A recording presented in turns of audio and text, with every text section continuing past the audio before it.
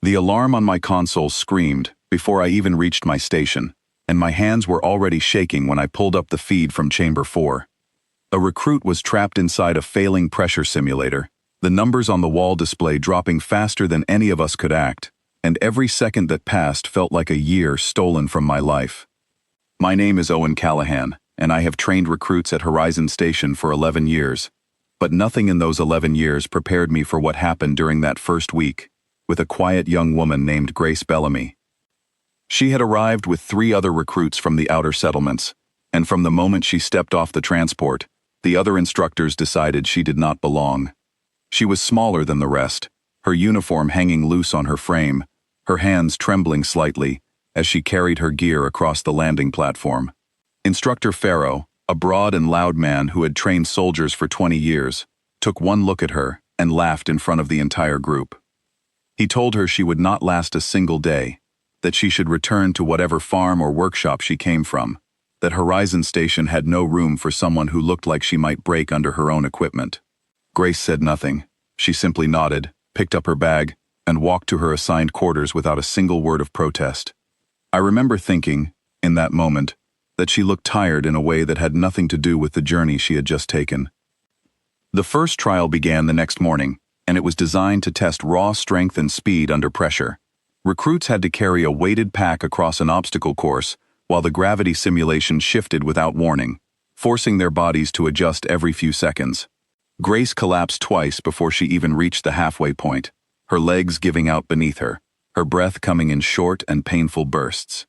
Pharaoh stood at the finish line with his arms crossed, shaking his head, already writing notes on his tablet that I knew would recommend her removal from the program.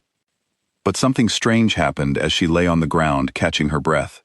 She did not ask for help getting up. She did not ask for a break.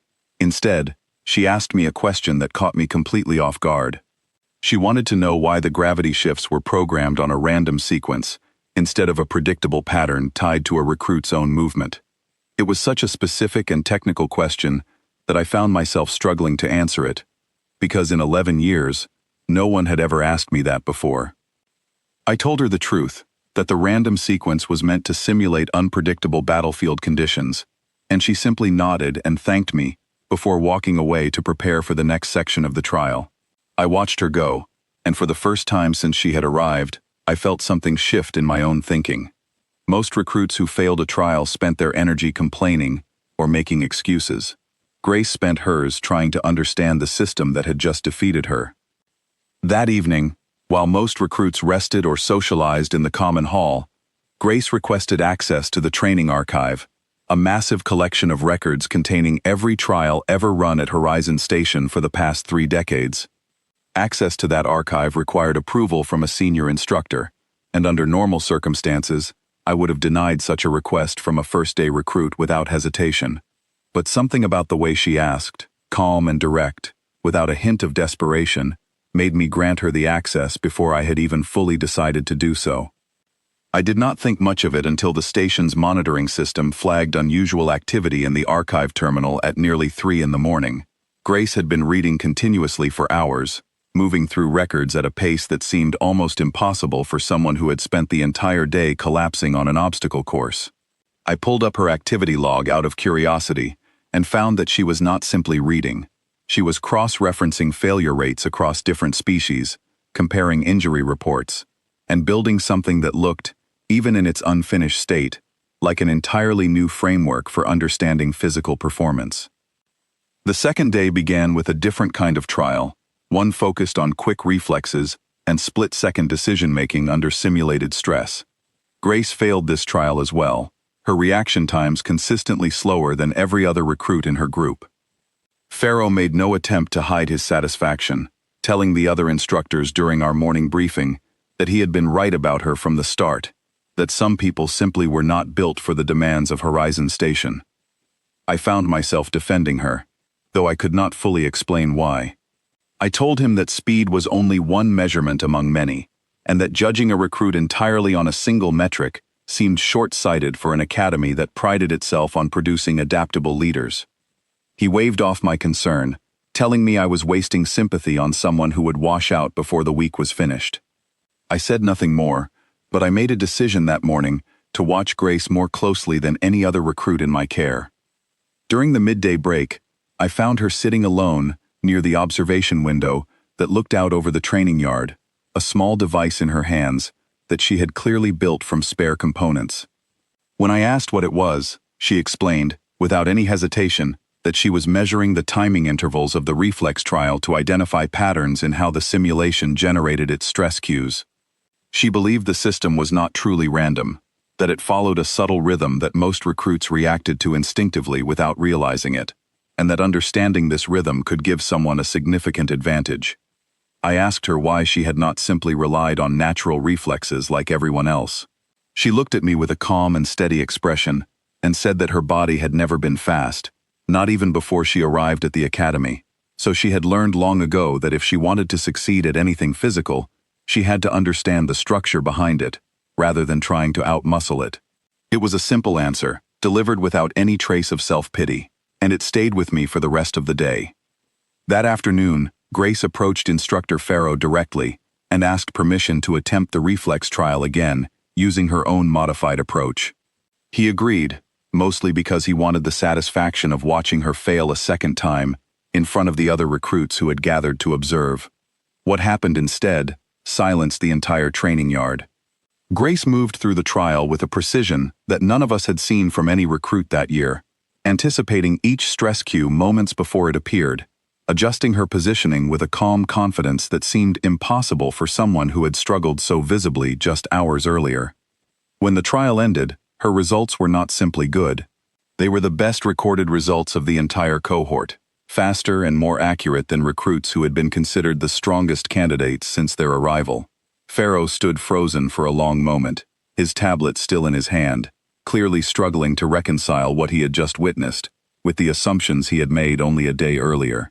The other recruits began whispering among themselves, some in confusion, others in quiet admiration. I pulled Grace aside afterward and asked her to explain exactly what she had done, and she walked me through her reasoning with the same calm clarity she had shown from the very beginning.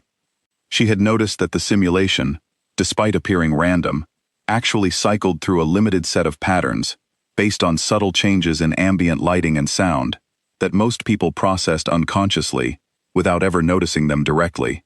By training herself overnight to recognize these subtle cues consciously, she had turned what everyone else experienced as random chaos into something almost predictable. Word of her performance spread quickly through the instructor staff, and by the following morning, several of my colleagues who had barely acknowledged her presence during the first 2 days were now asking questions about her methods.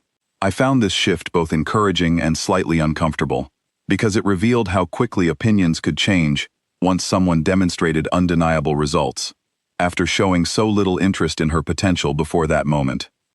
The third day brought the most demanding trial of the week, a combined test that required recruits to solve a complex engineering problem while operating under significant physical strain, all within a strict time limit. This trial had a long history of high failure rates, even among our most physically gifted recruits, because it demanded a rare combination of mental clarity and physical endurance that few people managed to sustain simultaneously. I expected Grace to struggle significantly, given her documented physical limitations, but I found myself watching her with a newfound curiosity rather than concern. She entered the trial chamber calmly, taking a moment to study the entire layout before beginning, while other recruits rushed forward immediately, eager to demonstrate their speed and confidence. The engineering problem involved repairing a simulated power distribution system while the chamber's environmental controls gradually became less stable, creating increasing physical discomfort designed to test decision-making under stress. Most recruits attacked the problem directly, following the standard repair sequence they had memorized during their preparation, working quickly, but often making small errors that cost them valuable time. Grace took a different approach entirely.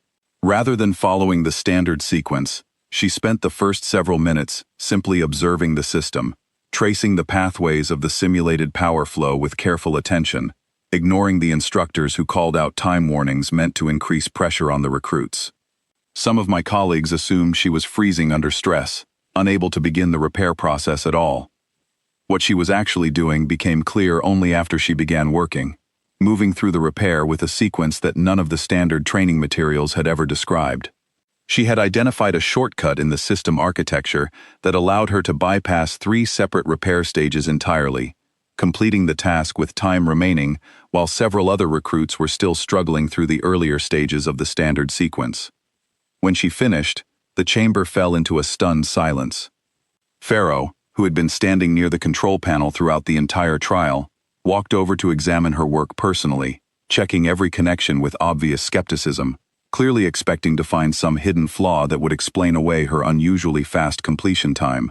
He found nothing wrong. Her work was not only fast but flawless, more efficient than any recorded solution in the Academy's entire training history. I watched his expression change from doubt to something closer to genuine curiosity, an expression I had rarely seen on his face during our years working together.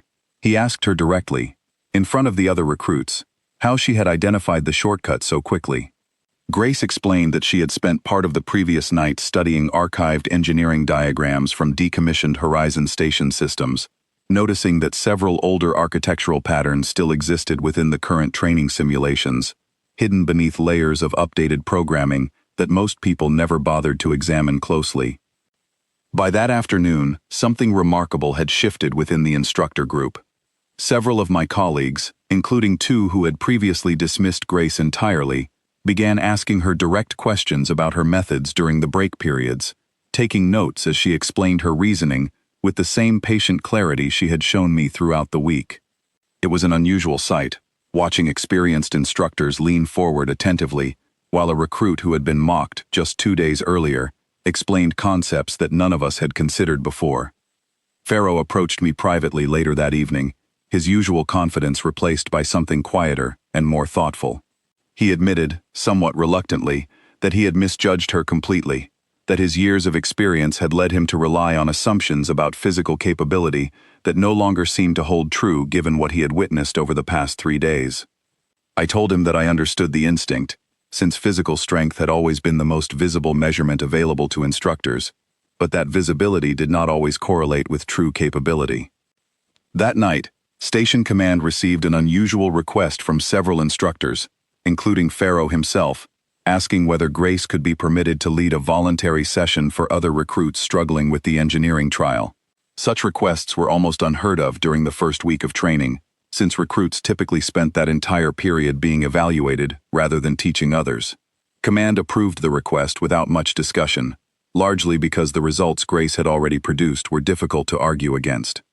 The session took place the following morning in one of the smaller training chambers, and I attended alongside several other instructors, curious to see how a recruit, barely 3 days into her training, would handle explaining complex material to a room full of anxious peers. Grace approached the session with the same calm confidence she had shown throughout every trial, walking the group through her reasoning step by step, encouraging questions rather than simply lecturing at them. What struck me most was her ability to identify exactly where each recruit's understanding broke down, adjusting her explanations based on their specific confusion, rather than repeating the same information, regardless of who was struggling. She had clearly spent considerable time thinking not just about the engineering problem itself, but about how different minds processed information differently, an insight that many experienced instructors, myself included, often overlooked in our own teaching. By the end of the session, nearly every recruit in the room had shown measurable improvement in their understanding of the trial, some describing concepts they had struggled with for days suddenly becoming clear within a matter of minutes. Pharaoh, who had positioned himself quietly near the back of the chamber, remained uncharacteristically silent throughout the entire session, watching with an expression I can only describe as genuine respect. After the session ended, I found myself reflecting on everything that had happened over those 3 short days. Grace had arrived at Horizon Station labeled as weak, dismissed by nearly every instructor who encountered her, including myself in those first uncertain moments. Yet within 72 hours, she had transformed from someone struggling to survive basic trials into someone experienced instructors were actively learning from, not through any sudden change in her physical abilities, but through a willingness to understand systems more deeply than anyone around her had bothered to attempt. I approached her later that evening, finding her once again near the observation window, studying another set of archived records on a small handheld device. I asked her what she planned to focus on next, and she told me, without any trace of pride or arrogance, that she had noticed inconsistencies in how the station measured recovery times between physical trials, and that she believed those inconsistencies might be affecting recruit performance in ways nobody had properly documented. I realized, standing there listening to her explain yet another problem she had identified within our systems, that Grace represented something Horizon Station had never fully learned to measure or appreciate. Her physical limitations were real, and they had never fully disappeared over those 3 days. She still struggled with raw strength trials, still tired more quickly than her peers during purely physical exercises, but her ability to observe, question, and understand had proven far more valuable than any single measurement of speed or endurance could ever capture. Command eventually revised several sections of the standard training curriculum based on observations Grace had made during her first week, changes that remained in place long after her own training had concluded. Instructors who had once dismissed her as unsuitable for Horizon Station began referring to her methods during their own sessions with new recruits, teaching concepts that Grace herself had identified through nothing more than careful observation and persistent curiosity. Pharaoh, in particular, changed his approach entirely after that week, becoming known among the instructor staff for encouraging recruits to question the systems they trained within, rather than simply accepting them without examination. He never fully explained what had changed his perspective so completely, but those of us who had witnessed those 3 days understood exactly what had happened, even if he never said her name directly when discussing the shift in his own teaching philosophy. As for Grace, she continued through her training with the same quiet determination she had shown from the very beginning, never seeking recognition for the changes her observations had brought to Horizon Station, never mentioning the instructors who had once doubted her so openly. When asked about those first difficult days, she would simply say that she had never considered herself weak, only that she understood strength differently than the people who judged her so quickly, and that difference had made all the difference in the end. I still think about those 3 days often, even years later, whenever I encounter a new recruit who struggles during their earliest trials. I have learned, largely because of what I witnessed with Grace Bellamy, to look beyond the immediate results of any single trial, to consider what might lie beneath the surface of a person's obvious limitations. Horizon Station had nearly lost someone whose contributions would eventually reshape parts of our entire training program, simply because we judged her too quickly, based on measurements that never told the full story of what she was truly capable of achieving. They called her weak on day 1, dismissing her before she had even finished unpacking her bag.